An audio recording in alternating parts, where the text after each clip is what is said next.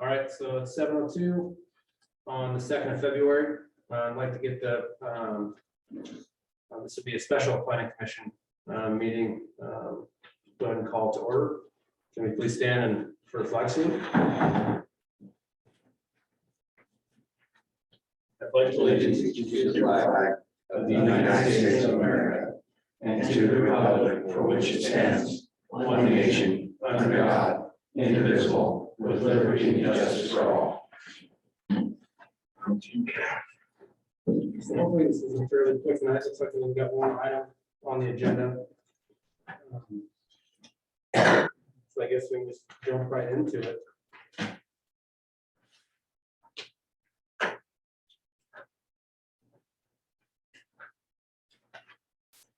Okay, so at this point in time, I'd like to commence the public hearing for the purpose type 3 quasi judicial public hearing GMT20220203 appeal of ZP 21-066. It's an appeal to the applicant, Untitled Electric Cooperative, and interested parties. And the appellant, Jonathan Tallman, managing member, First John 217 LLC.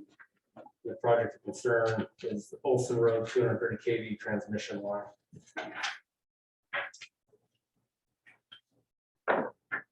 Before we get started, just a couple rules we'd like to lay out for the hearing itself.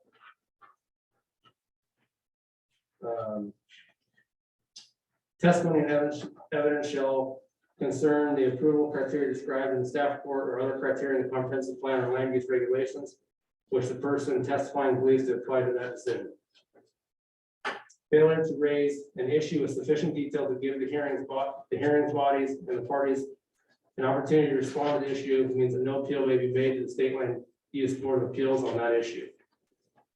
Before the conclusion of the initial evidentiary hearing, any participant may ask the Planning Commission for an opportunity to present additional relevant evidence or testimony that is within the scope of the hearing. The hearing body shall grant this request by scheduling a date to finish the hearing, a continuance for paragraph 2 of this subsection, or by leaving the record open for additional written evidence or testimony for paragraph 3 of this subsection. In addition, tonight, just to make sure we keep the meeting moving along and as short as possible, we are going to require all verbal proponents or any public comment to a duration of 10 minutes or less. Okay, so that's out of the way. Do we have any abstentions?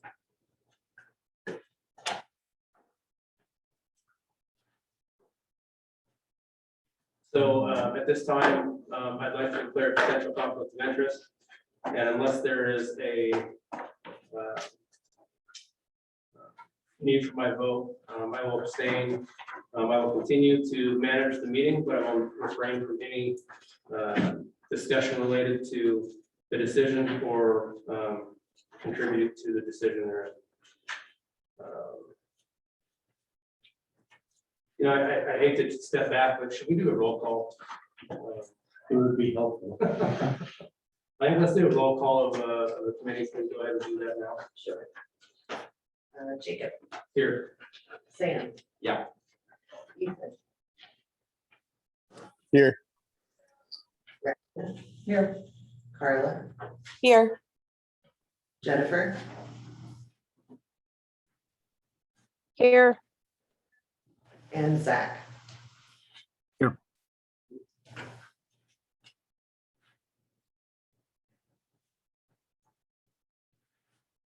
So it sounds like all commissioners are present, all 7 here. Okay, moving on. Any other abstentions? Any objections to jurisdiction? Barry, you want to take us through the staff report, please? Okay. LU 22-001 findings. Background, the applicant is Untitled Electric Cooperative. The application date, the application in file ZPT 21-006 was submitted on November 2nd, 2021. Completeness, the application was deemed complete on November 3rd, 2021. Subject property, the subject property includes tax lots 3205 and 3302 of map 4 North, 25 East, section 10. Zoning is commercial service center subdistrict.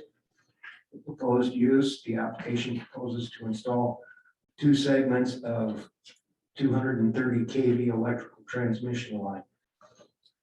Applicable criteria, Urban Development Code, BDC 2.2, 3.4, and 4.1.4. Findings, the application was submitted on November 2nd and deemed complete the following day, November 3rd, 2021. The application seeks approval to construct a portion of a 230 kV electrical transmission line. The transmission line will be constructed within an easement owned by the applicant over tax lots 3205 and 3302 of map 4 North, 25 East, section 10. Number 2, the site is zoned commercial service center subdistrict, subject to BDC chapter 2.2.200. Electrical facilities are listed as permitted use in the table 2.2.200 sub B sub 2. The application for permitted use in the commercial service center zone, subject to city's type 2 review procedures. Public notice 3, public notice was posted on the tax lots 3205 and 3302 of map 4N 25E10 and online at the city's web page on December 2nd, 2021, and published in East Oregonian newspaper on December 3rd, 2021 for a type 2 administrative decision process. Additionally, public notice was mailed to all property owners within 250 feet of the subject lots and to the interested parties which had expressed interest. Number 4 is described in the application. The proposed project is needed to reliably provide for electrical growth in the Boardman area. The line will be rated to 30 kV and integrated into UEC's area grid. As further described in the application, UEC's electrical load in the Boardman area has grown from 62 megawatts in 2009 to 260 megawatts in 2019, with forecasted growth to be above 535 megawatts by the end of 2029. The growth is driving the need for additional transmission facilities. UEC obtained a certificate of public convenience and necessity for the transmission line from the Oregon Public Utility Commission. Number 5, the proposed electrical transmission line is a permitted use in the service center zone. PDC 2.2.200 sub B states that the land uses listed in table 2.2.200B are permitted in the service center subdistrict, subject to the provisions of this chapter. Table 2.2.200B 2B lists the following as an outright permitted use. Private utilities, examples given: natural gas, electricity, telephone, cable, and similar facilities. Where use is listed in 2.2.200B is subject to any additional standards beyond those in the BDC chapter 2.2.200. The table notes which additional standards apply. For private utilities, no additional standards are listed. Number 6, the Community Development Director finds that the proposed transmission line is a private utility that provides electrical service. The UEC is a private cooperative organized under ORS Chapter 62 and is registered as such to the Oregon Secretary of State. Therefore, the transmission line is a private utility. Urban Development Code 2.2.200A states that the base standards of commercial district apply, except as modified by the standards of this sub-district. Based on the figures and other information in the record provided by the applicant,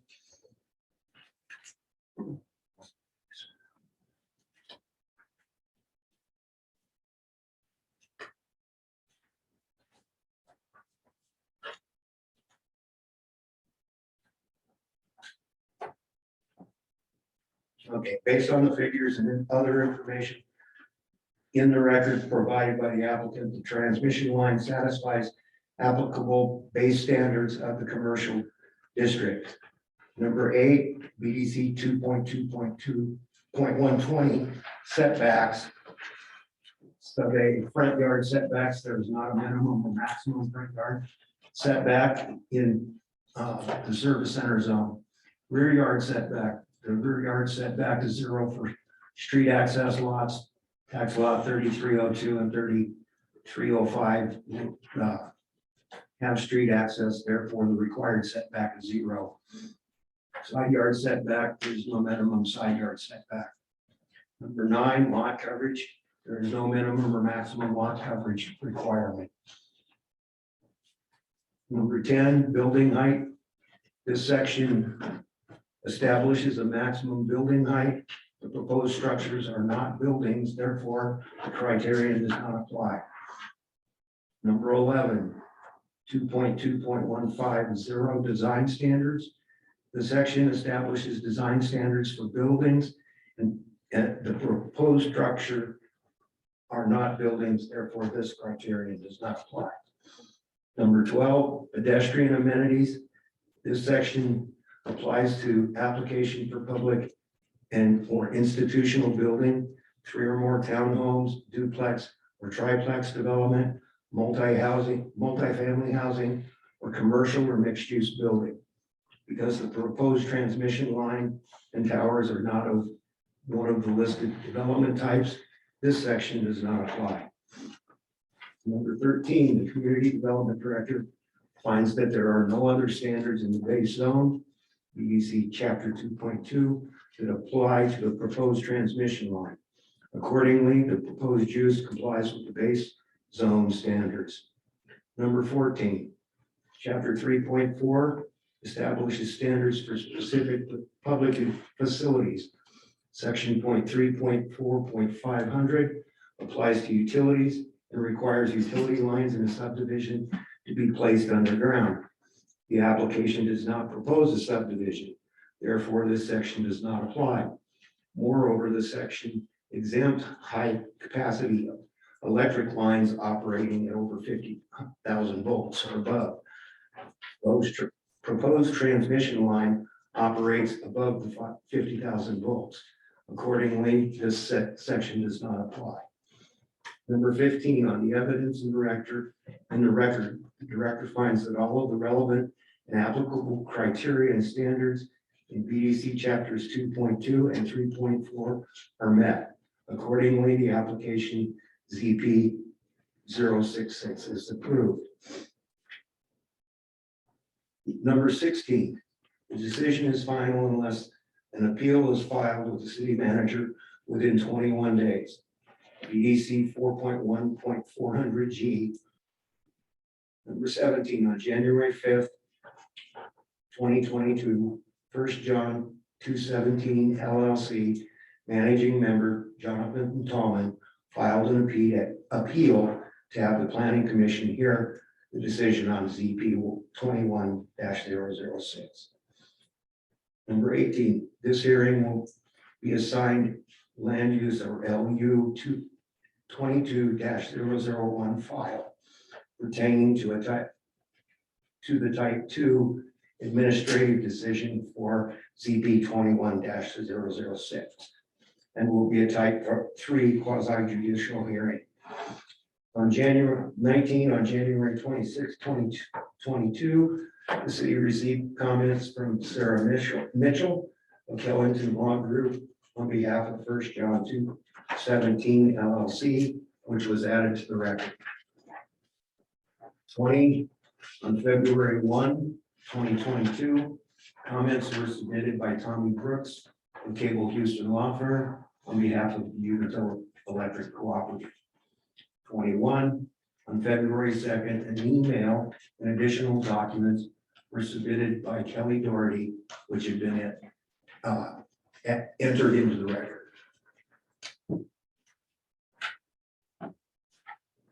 Okay, anything else or is that good? That's it.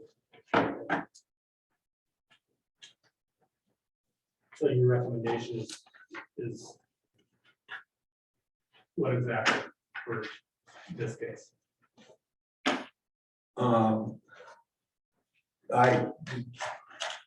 We still have to complete the hearing.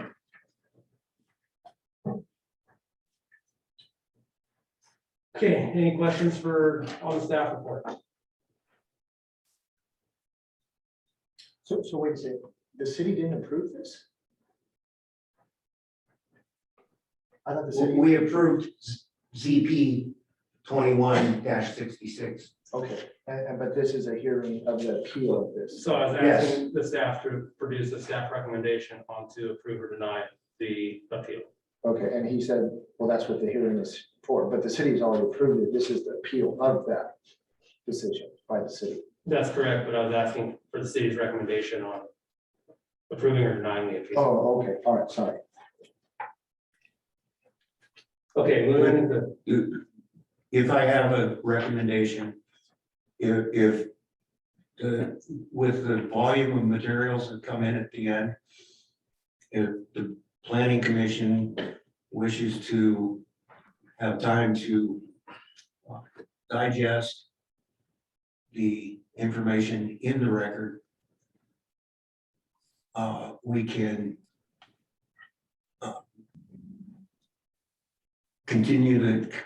either continue the hearing to a date. The first available date for this would be February 24th, which would be a Thursday night.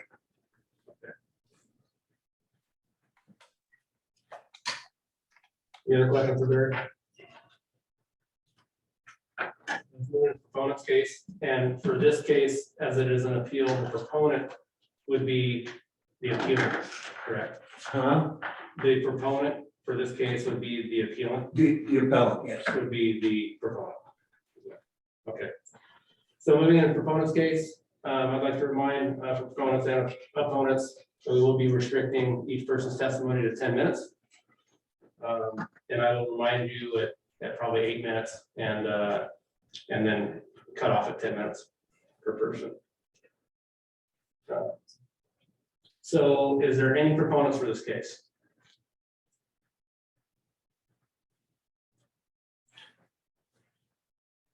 I'll let my lawyer, Sarah Mitchell, go ahead and speak first. Yes, hello. Hi, can you hear us? Okay, great. I just want to first start off by saying that we didn't have a chance to look at UEC's materials that were apparently submitted on the 1st and weren't posted on the city's website until this evening. So we would like to request a continuance as well, to be able to review those materials and respond. But I want to start off by thanking you all for taking the time to hear us out tonight. My name is Sarah Mitchell. I'm an attorney with the Killington Law Group, and I represent the appellants, First John 217 LLC and Jonathan Tallman, who own tax lots 3205 and 3302, which are the properties that UEC is asking you to approve its transmission lines on. So the staff decision we're appealing, as Mr. Byler pointed out, approves UEC's transmission lines as a use that's permitted outright in the commercial service center subdistrict. The decision found that the transmission lines are a private utility, an electrical facility, So you might ask, why is that troubling? Well, for one, the city's code allows private utilities in nearly every one of its zoning districts. And if you approve UEC's high voltage transmission lines as such a private utility, it will continue to set the precedent that all public utilities, regardless of their size and regardless of their impact, are allowed all over your city. But that interpretation isn't in the interest of the city or its residents. And it's also inconsistent with the purpose of the commercial districts and with the policies and context of your code. The primary purpose of the commercial district, as it's stated in your code, is to allow for a variety of commercial uses in the commercial areas of the city. And specifically, the purpose of the service center subdistrict is to accommodate heavy commercial uses and light industrial uses along portions of the I-84 corridor. It's clear that the city intended this zoning district to deliver commercial services to the city. And yes, commercial services and industrial uses require utilities, hence the allowance for private utilities to serve them individually. But that doesn't mean that that allowance permits high voltage transmission lines that aren't going to directly serve those commercial and industrial uses. Boardman is also the only city in Oregon that we know of that's designated the entire city as an underground wiring control district. And the city council made express findings that protecting your city from being overrun by overhead power lines was, quote, highly desirable to beautify the city and to promote its orderly development, and that it was necessary in order to protect and promote the public health, safety, and welfare.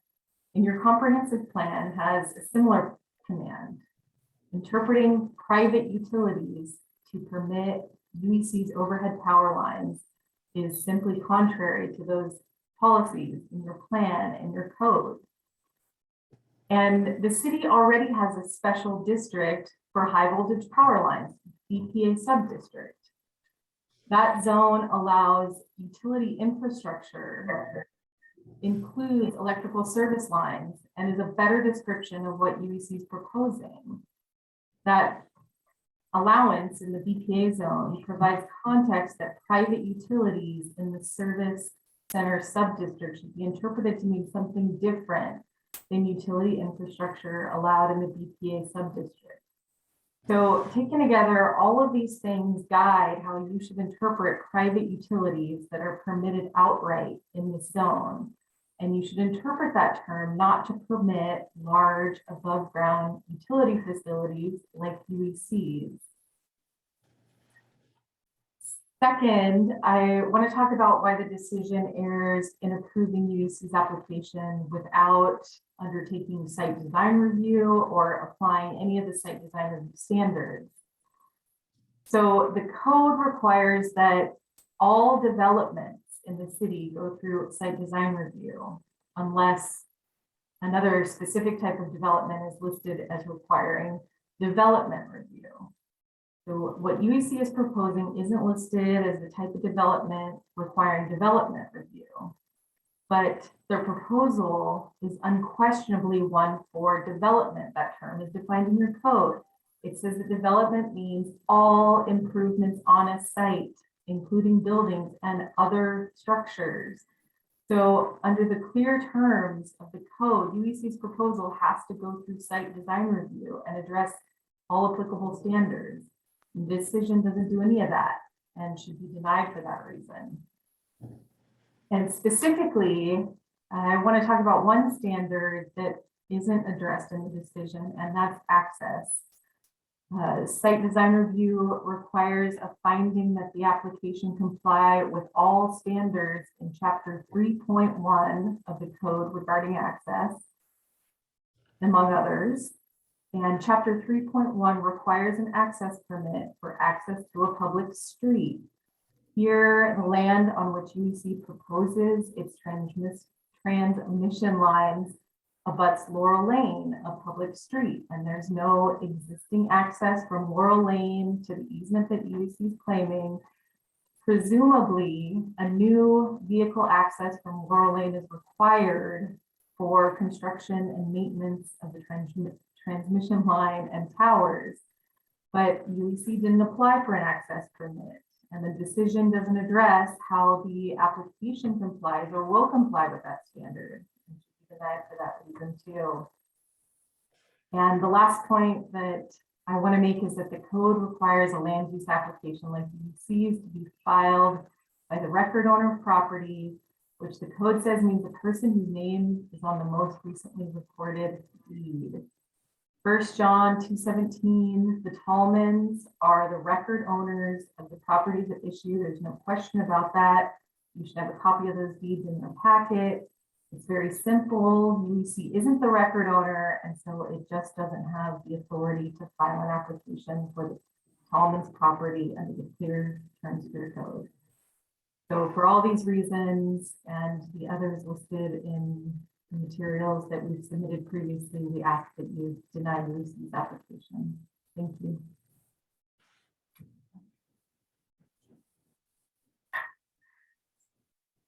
Thank you. We're well under 10 minutes. Any other proponents for the case?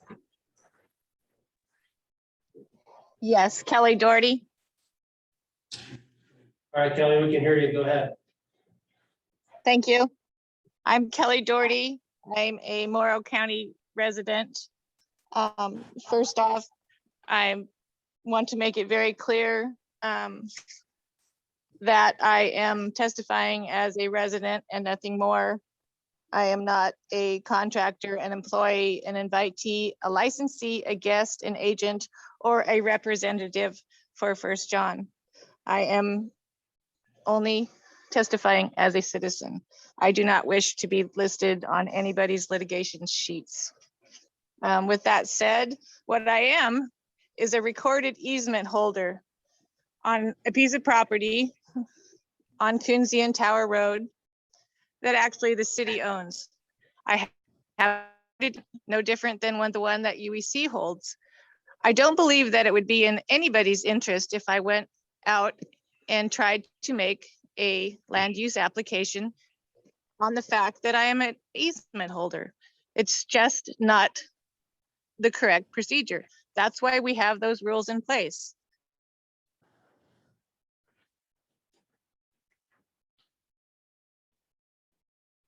I think you dropped off, Kelly. Are you still there?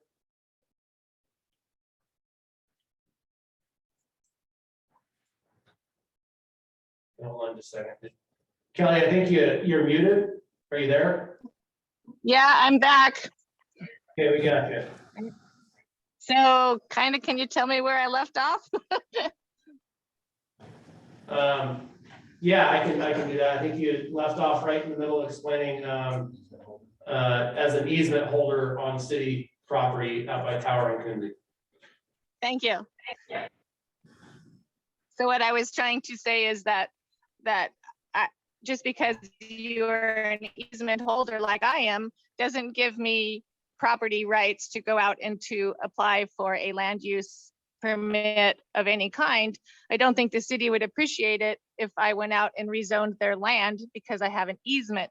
That is why we have that rule in place that you have to be a property landowner and that the city is required to check those records. My second point is I was kind of looking back through here on what we submitted before, and it says that we support the claim by relying on a LUBA case that the owner has to be the record owner. Anyway, Baker versus Washington County. But we didn't rely on that. We relied on the fact that we gave you and showed you a warranty deed. The application on page 1 admits that they are not the record property owner. It also reinstates that on page 14 of the application. And the ruling from the circuit court says the same thing. So we've provided 3 opportunities for you to see plainly that they are the record property owner. And it's very clear in the city's development code that you must be that.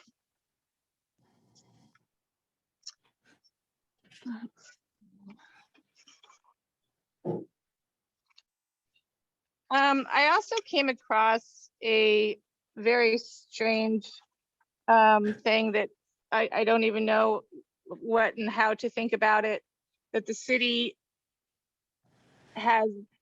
is part of this transmission line, tax lot 400.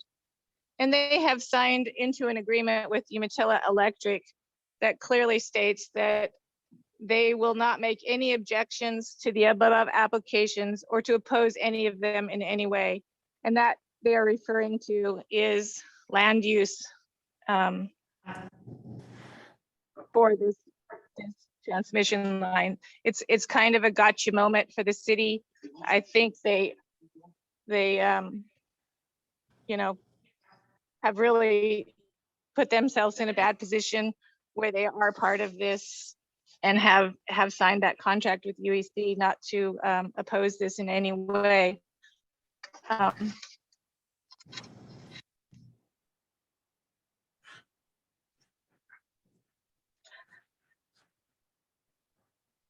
It also really addresses in that grantor grantee that the city is very well aware of what a grantor and a grantee can do in an easement, but the easement that UEC has is just an easement. And where the city knew that they were going to have to be required to have additional land use applications applied for, in their easement, they granted UEC an attorney in fact, so they could make those land use applications. But I think where the city may have went wrong is when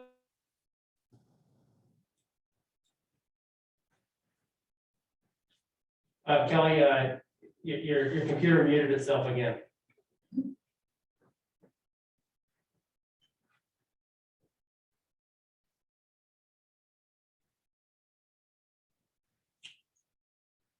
Are you there, Kelly? We see a red, I think you're still muted somehow.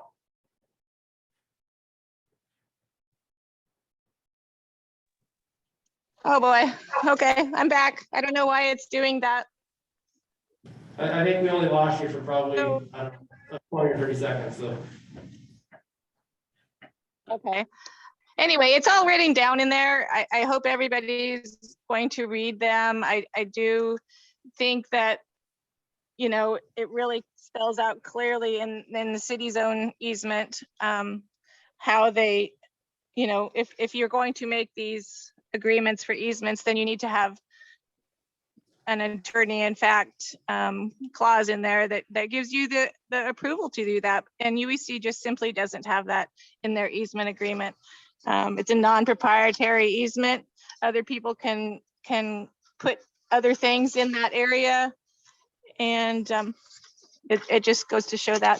I also put in Exhibit 3, which was part of the PUC comments written for that hearing, that shows all of the contract purchasers in that in the land that was going to be put under the tower.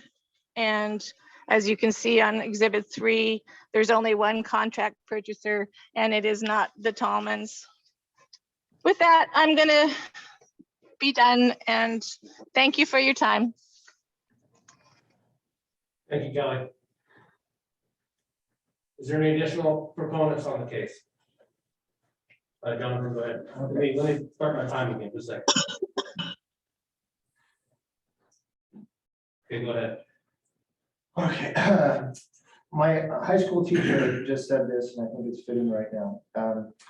Just a story that she had, and I'm still learning from her even 30 years after taking her class here at Riverside High School. On the first day of class, the law teacher walked in, and the first thing he did was ask for the name of a student sitting in the front row. "What's your name?" he asked the student. "My name is Nelson." The teacher responded, "Get out of my class and never come back," he ordered him. Nelson was confused. The teacher was heading towards him. He got up quickly, packed up his stuff, and left the classroom. Everyone was scared and outraged, but no one was talking. "Very good, let's get started." "What are laws for?" asked the teacher. The students were still scared, but slowly they started answering the question. "To have order in our society." "No, so that people pay for their actions." "No, does anyone know the answer to these questions?" "For justice to be done," spoke a shy young girl. Finally, justice. What is justice? Everyone was starting to get mad at the teacher's attitude. However, they kept answering. "To protect the rights of the people." "Okay, but still." "To differentiate good from bad, to reward those who do good." "Okay," said the teacher. "So answer this question. Did I act correctly when I kicked out Nelson out of the class?" Everyone was silent. No one responded. "I want a unanimous answer," the teacher spoke. "No," they answered with one voice. The teacher responded and said, "Could we say I committed injustice?" And the class answered yes. And the teacher asked, "Why was nobody done anything about it? And why do we want laws and rules if we don't have the will to practice them? Each of you is obliged to speak up when you witness an injustice. All of us. Don't ever stay quiet," said the teacher. And then he said, "Go get Mr. Nelson. After all, he is the teacher. I'm from another class." We all know when we stand up for our rights, dignity is lost and dignity can't be negotiated. Doris Carrier, I don't know who this is. I'm very thankful that we should be talking to all of you and be sitting in this room having this conversation. We really do live in the best country on the planet, where we can openly discuss and to debate our rights. This is what's wrong, this is what's wrong with the Planning Commission appeal and what this vote is about: standing up and doing the right thing.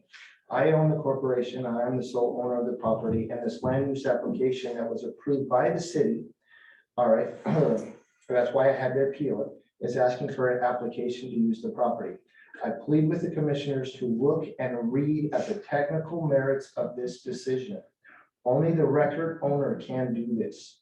I strongly urge for questions to be asked further in deliberations, because there are so many technicalities, not just one. I could go on for more than 10 minutes of the injustices that can't be articulated in this little period of time, and what is wrong with this land use. I want to say this. I want to work with all parties involved. The city, I see Davis Wright Tremaine. I actually interviewed Davis Wright Tremaine lawyer, so I'm assuming the Davis Wright Tremaine lawyer is here for Amazon. Okay, I have an alternative route. Okay, that still uses my property. Let's find ways that work with everybody involved. This can be done. I want to work with everybody involved. Please, let's sit down at the table and go over this where it's a win-win-win for everybody involved. I strongly urge you, and I thank you, and please vote no on this appeal, and let's go back and negotiate. Thank you very much for your time. Thank you, Melanie. Do we have any more proponents on the case?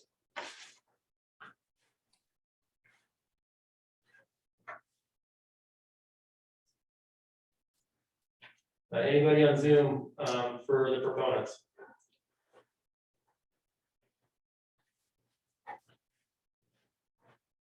Okay, hearing none, we'll move into the opponent's case. So we'll open the floor to any opponents in the room.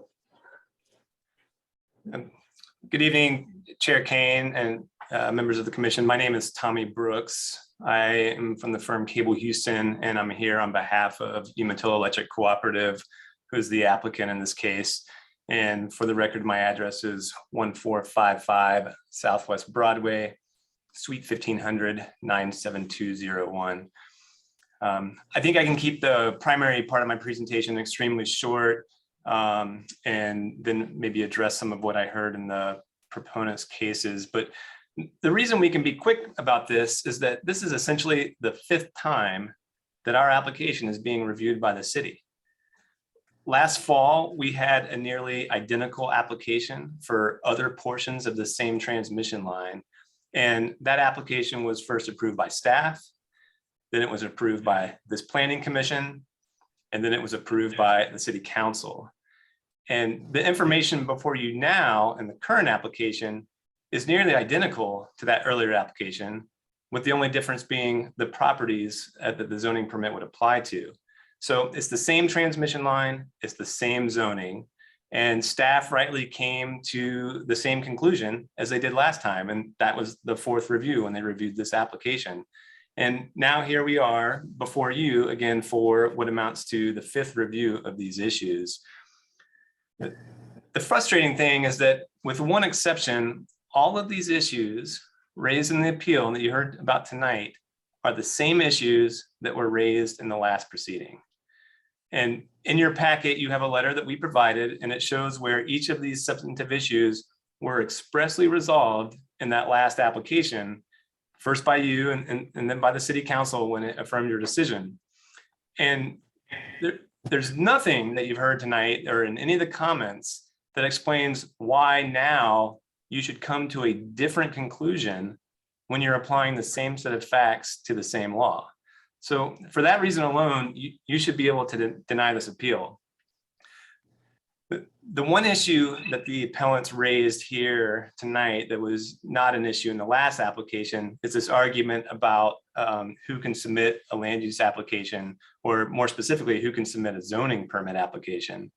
And as you heard, the basis for that argument is that they believe as the underlying property owner, they have to provide additional consent before you can even look at the application, before we can provide it to you.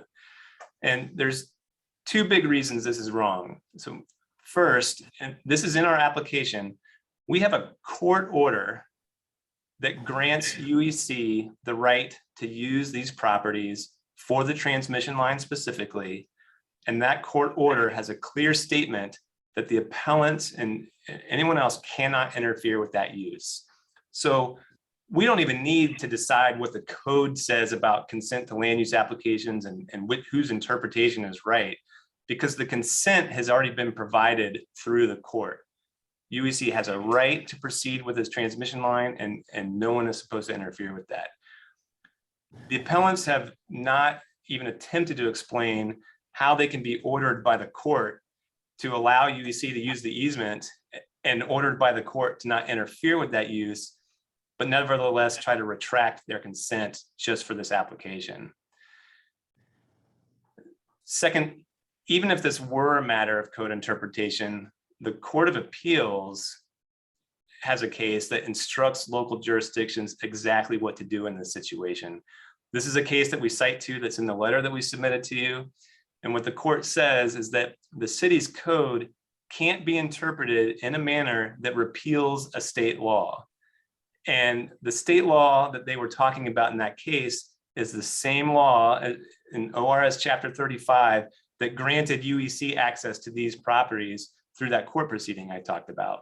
So effectively, what the appellants are asking you to do is to have a city code come in and trump this state law that we've already litigated our ability to access and to build the transmission on these properties.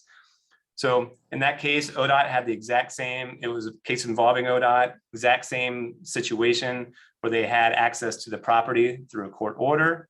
The same argument was made, but they still needed landowner consent to make a land use application.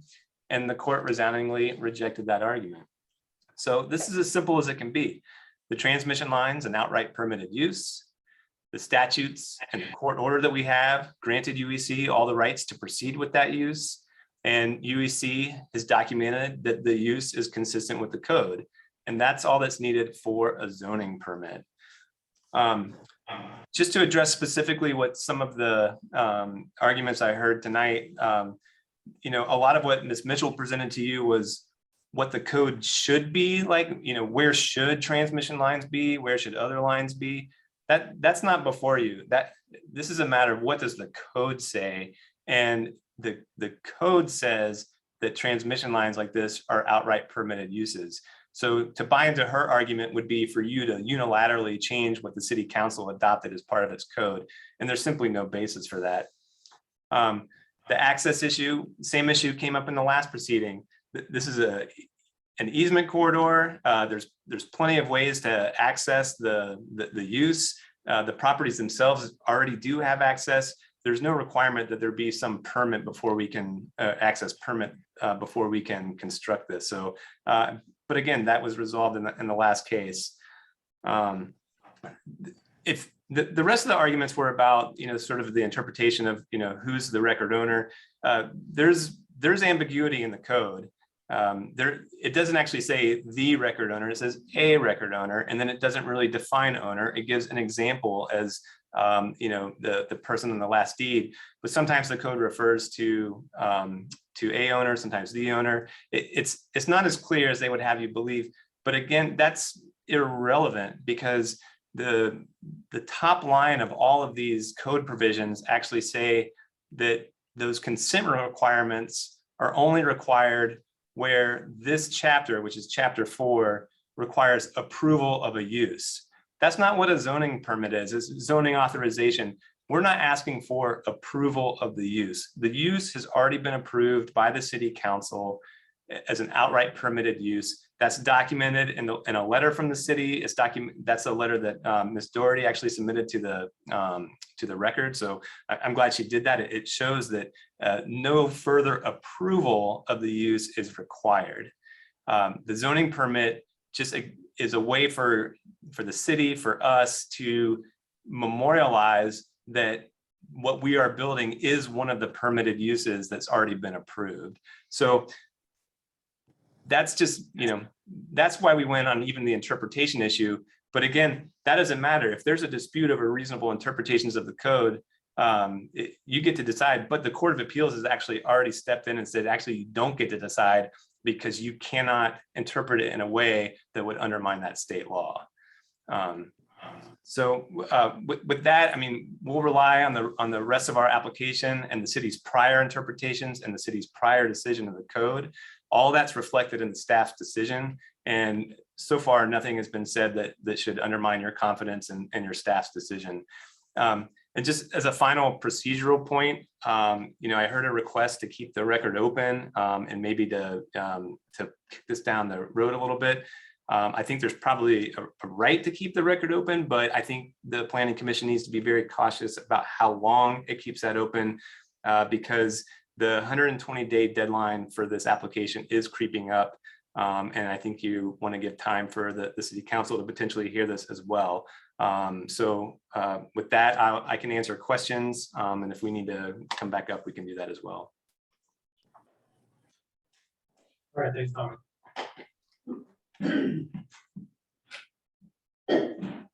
Okay, do we have any other opponents to the case?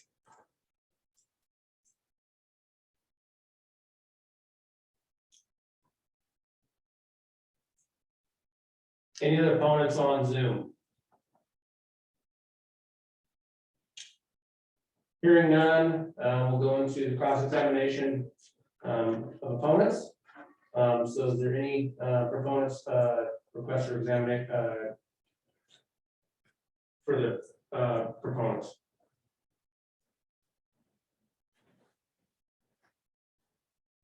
So is this where we can ask a question? No, so this is the time for any proponents to cross-examine what the opponents had said.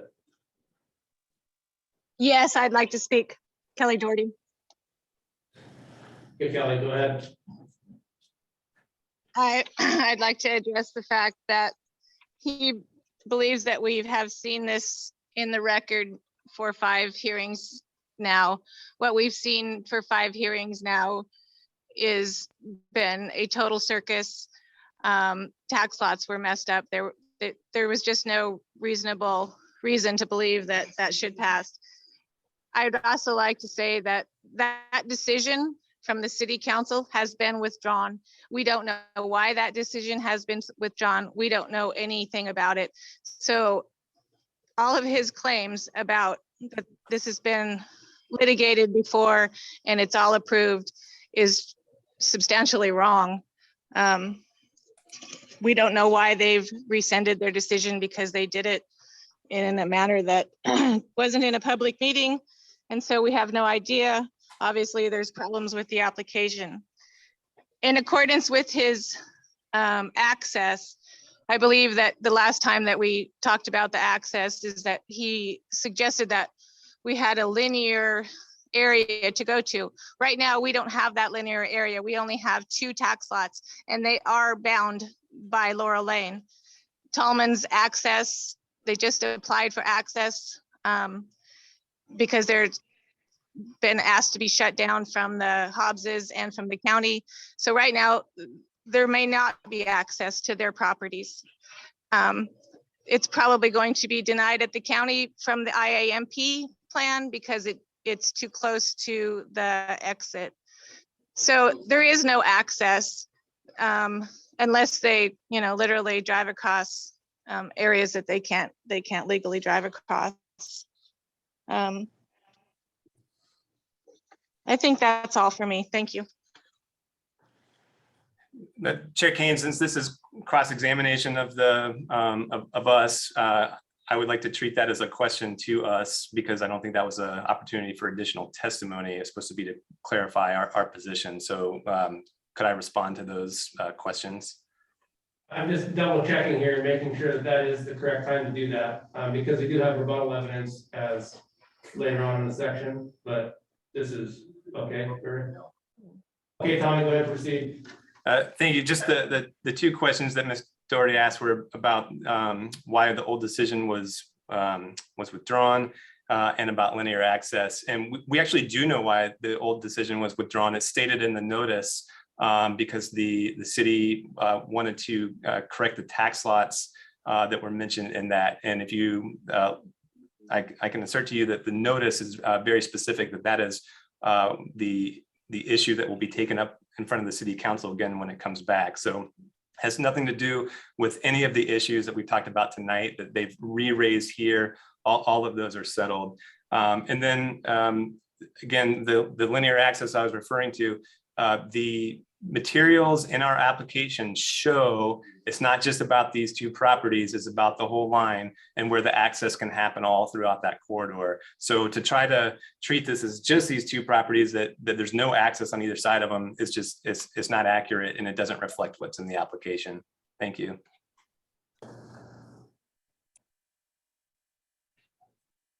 Okay, is there any further cross-examination of opponents? Go ahead, Jonathan. Okay, so on UEC 202 Ecken Road, the one that Kelly gave and I submitted as well too. This is a letter from the city boardman to Ecken Road, and it basically says on that letter that this is not regulated. So in order to get the PUC, okay, and if Tommy Brooks and UEC want to go back and say that the court has given this authorization, which they haven't, okay? In fact, I got threatened that this is going to be non-compliance for this by him, and I can submit that material about to me and my lawyers that it'd be non-compliance for this. But right here, Karen Pettigrew says this is problematic. City does regulate this use. The city does regulate this use. So the city, all right, to me, did a huge liability factor here where they gave permission and said they didn't, when they actually wrote in the notes, oh, wait, yes, we do. And that's the whole point. If this doesn't mean anything, then why even have this hearing? There's no reason to have this hearing if they've already been given this. And that's why they're asking for it. Don't approve it. If they don't need this regulation, don't approve it. And that's the whole point of this. And I would like to say, if it does go to the 24th, I would like an extension of those days for those 120 days, because a decision does need to be made so that we can, so I can appeal this onto the next one, because there is a major foundation in the PUC case because of what the city did from a liability factor of approving this regulation. So again, I say, let's sit down and talk and negotiate this out. Deny this, and we can do that. Okay, thanks, Jonathan. Same thing, I would like to treat those as questions to respond to. The letter that was referred to, first of all, just to clarify, that's not part of the court case. That was part of the PUC case. And this is part of the due diligence that we did at the beginning of this process to understand what additional approvals, if any, would be needed for the transmission line. And there's nothing wrong with the statement that's in that letter, because it says as an outright permitted use, no land use approval is required. And again, that's the point, is that the land use approval has already been made through the code. There's no additional direct regulation of this use. So there's not a problem with it. It was, part of the PUC proceeding, and it was addressed. And then the second question I think I understand was basically, would the applicant waive the 120-day deadline? And the applicant is not willing to waive that at this point. Thank you. Thanks, Tommy. Is there other cross-examination of the opponents? Yes, Sarah Mitchell again for the applicant. I would just like to reiterate our request for a continuance to be able to respond to the materials that UC submitted that we didn't see until this evening. And we are willing to agree to a shortened period of time for that, to be mindful of that 120 days.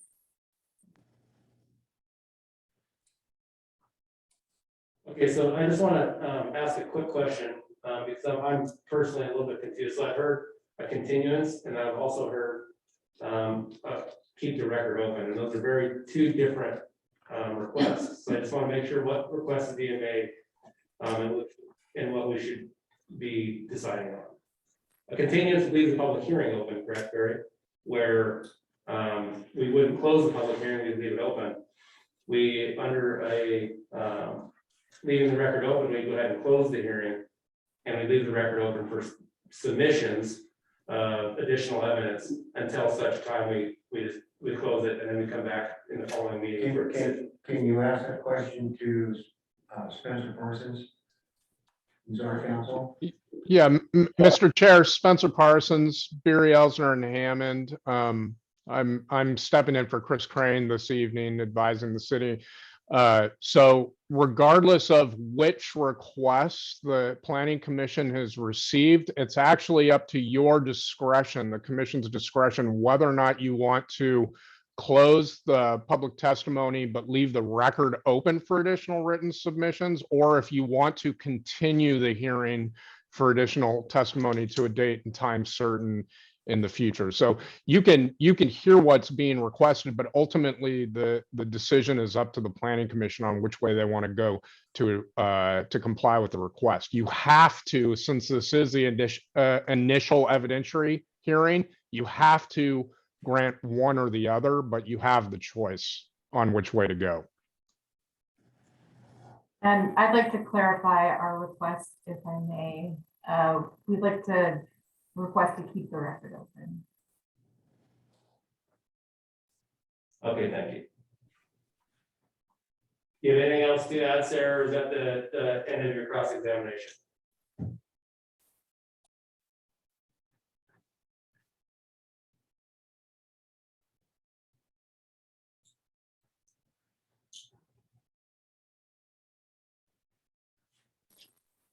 Okay, so moving on, any other additional cross-examination of opponents?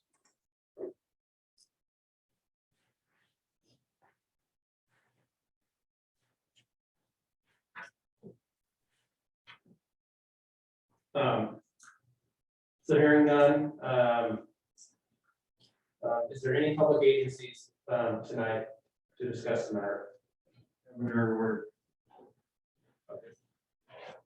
Hearing none, we'll move into rebuttal evidence. This is for the proponent. I'm a little bit. Is there any rebuttal evidence the proponent would like to?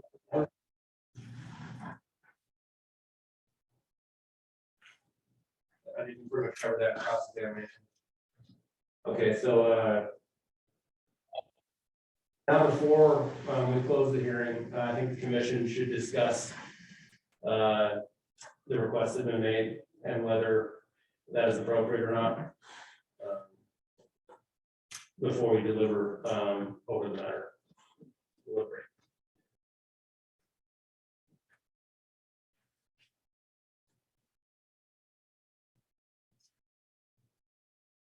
I feel I have sufficient enough evidence from. For the public hearing, yes.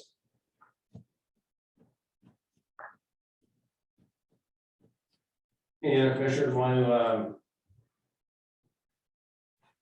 to speak up on their opinion? Please.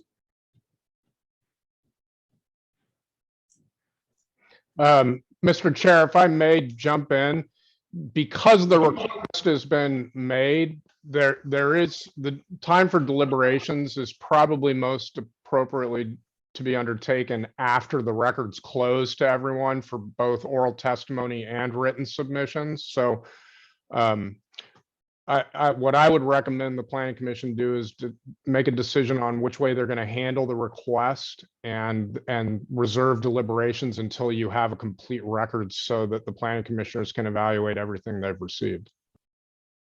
Thanks, Spencer. Maybe I wasn't clear when I spoke that, but that's what we're attempting to do, is come to a conclusion whether we're gonna close the hearing, or we're going to continue the hearing, or we're gonna close the hearing and leave the record open for a duration of time. So that's what we're discussing now. We're not deliberating. Okay, got you. Perfect, thank you.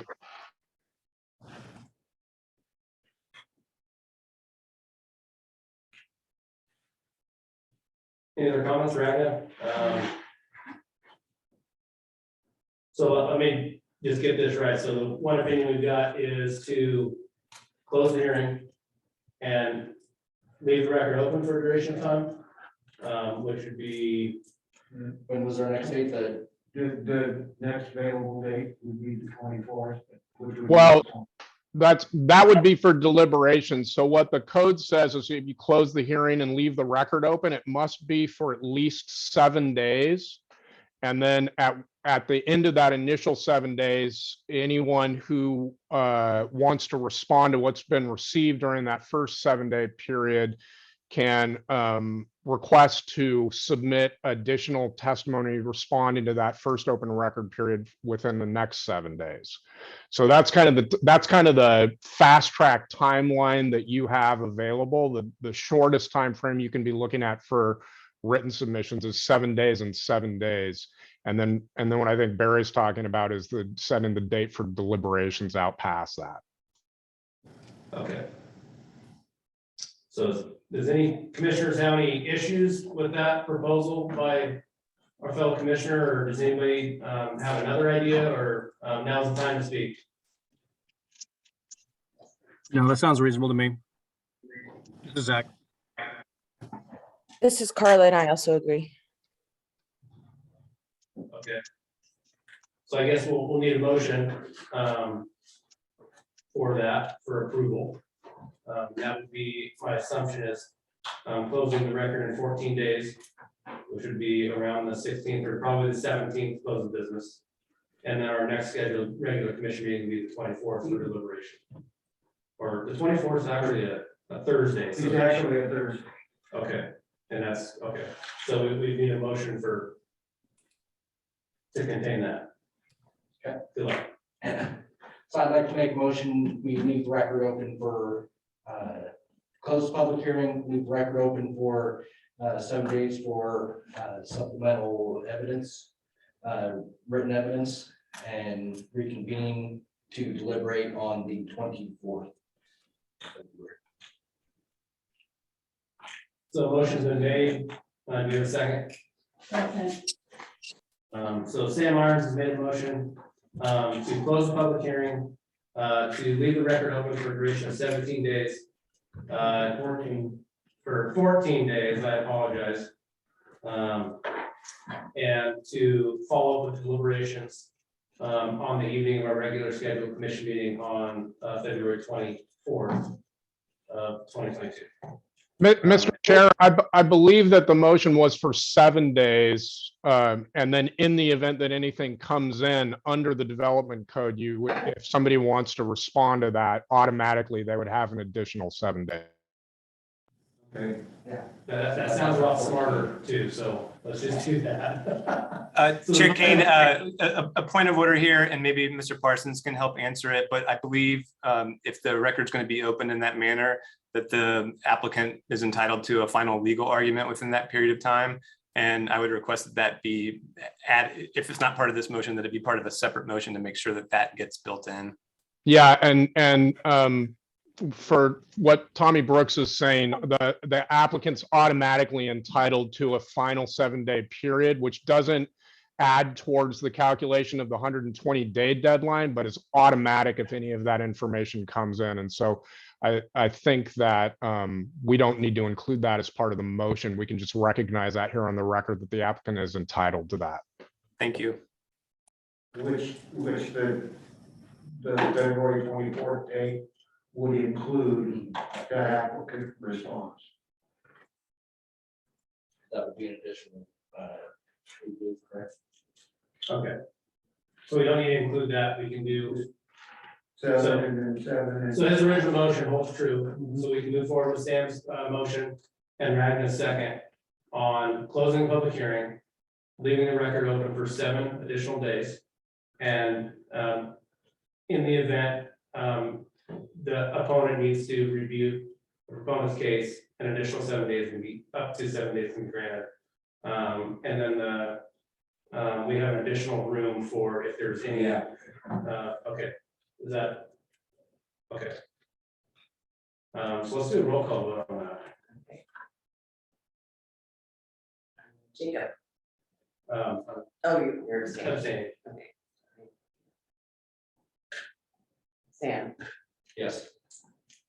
Ethan, Yes. yes, Carla, Yes. Jennifer, Yes. and Zach. Yes, ma'am. Okay, so at this point in time, we'll go ahead, the vote pass, we'll go ahead and close the public hearing at this time. And leave the record open. Is there anything else on tonight's agenda? During one thing that I'm going to point out is at the next scheduled commission meeting, let's make sure we've got an item on the agenda for nominations for this year's roles. Officers, that's the word I was looking for. And if there's nothing else, this meeting is adjourned. Thank you.